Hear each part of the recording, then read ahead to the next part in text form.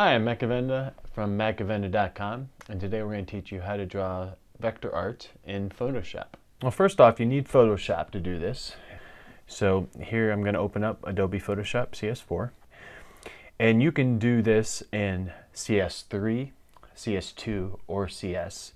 So what we're going to do is we're going to make a new file, and then make it a solid square, 720 by 720.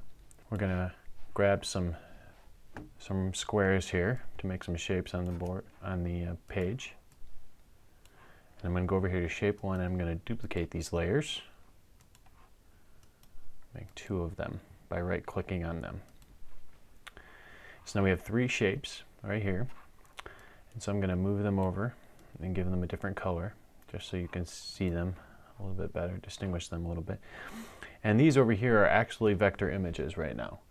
So you can go over here, and when you want to change this color, you just double click on the color. We'll make this one a reddish color, and we'll make this one a greenish color.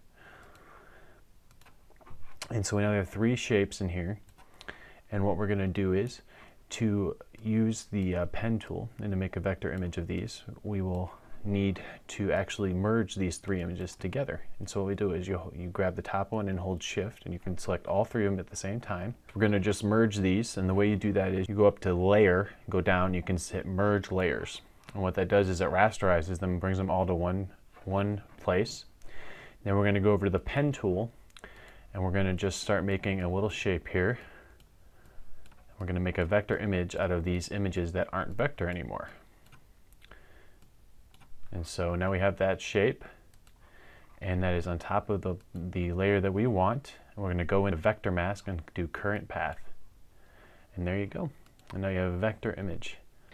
The beauty behind vector images is that they can be shifted and moved and distorted any way you would like, and they don't lose any of their clarity, their crispness. So that's the beauty of vector graphics.